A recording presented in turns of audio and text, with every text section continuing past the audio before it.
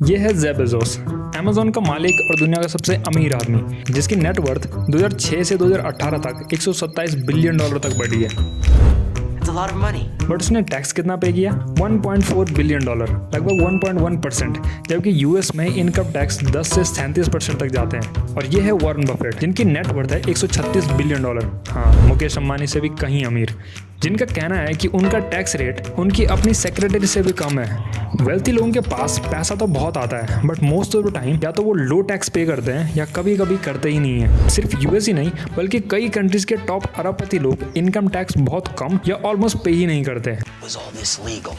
और ये लीगल भी है, बट कैसे?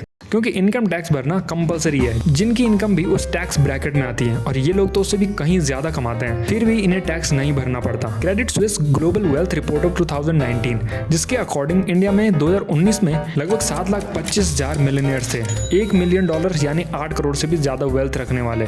और 2022 तक ये नंबर 7,90,000 हो चुका था, जो एक्सपेक्टेड है कि 2026 तक 16,32,000 हो जाएगा। बट 2018 में ही जो ITR फाइल हुई थी इनकम टैक्स के लिए, उसमें 29,000 लोगों ने ही क्लेम किया था कि उनकी इनकम 5 करोड़ से ऊपर है। और सिर्फ लोग ही नहीं, बल्कि कुछ कंपनीज भी जीरो टैक्स पे करती है। जैसे अमेज़न ने यूरोप में रिकॉर्ड ब्रेकिंग 44 बिलियन यूरो का रेवेन्यू जनरेट किया था, बट कोई टैक्स पे नहीं किया, एक 1.2 बिलियन डॉलर का लॉस दिखाकर। सेम केस यूएस में भी हुआ 2018 में। 11.2 बिलियन डॉलर के प्रॉफिट पर कंपनी ने कितना टैक्स पे किया? जीरो। ऐसे ही लगभग 55 लार्जेस्ट अमेरिकन कॉर्पोरेशन ने जीरो टैक्स पे किया था।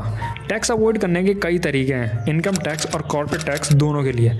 इनकम टैक्स की बात करें तो मुकेश अंबानी पर भी कोई टैक्स नहीं लगता, क्योंकि वो कंपनी से सैलरी लेते ही नहीं है, बल्कि कंपनी के शेयर्स एज अ सैलरी लेते हैं। और उन शेयर्स पर तभी टैक्स लगता है जब उन्हें बेचा जाएगा, और वो भी मैक्सिमम 20%, और अगर लॉन्ग टर्म है तो 10%। यानी अगर मुकेश अंबानी की नेटवर्थ बिलियंस ऑफ डॉलर हर साल बढ़ भी जाए, फिर भी उन्हें टैक्स नहीं देना पड़ता, क्योंकि टैक्स सैलरी पर लगता है, और वो भी लगभग 5% से 30% तक। सेम सिचुएशन कई फाउंडर्स और सीईओ के साथ हैं। जैसे मार्क ज़करबर्ग ने पूरे साल की $1 यानी 83 रुपए सैलरी ली, जबकि उसने लगभग 27 मिलियन डॉलर कमाए स्टॉक्स के अलावा। कई वेल्थी लोग अपने शेयर्स नहीं बेचते, बल्कि अपने शेयर्स के ऊपर ही लोन्स लेते हैं अपने लिए, और टैक्स से बच जाते हैं। जैसे इलॉन मस्क ने अपने 238 मिलियन टेस्ला के स्टॉक्स के ऊपर लोन लिए थे, और गौतम अडानी ने भी सेम तरीके से अपनी कंपनी के शेयर्स के ऊपर लोन्स लिए थे। एक और तरीका है डोनेशन। कई बिलियनियर्स और उनकी कंपनीज चैरिटी में काफी इन्वॉल्व रहती है। जेफ बेजोस की One Day Foundation, Bill Gates की Bill and Melinda Gates Foundation, Ambani की रिलायंस फाउंडेशन, और भी कई। और ये एक तरीका है अपने पैसे को टैक्स से बचाने का, क्योंकि सेक्शन 80G के अंडर पर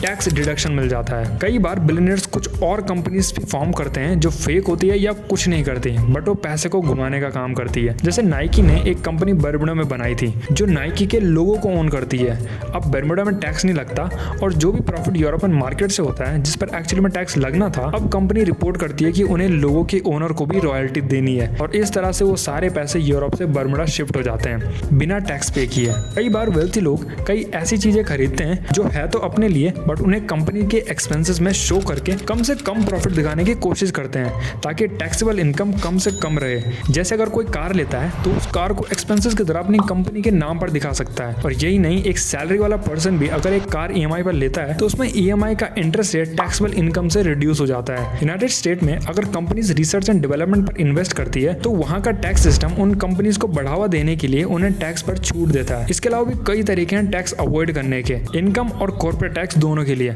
जब तक तरीके लीगल हैं, सब सेट है।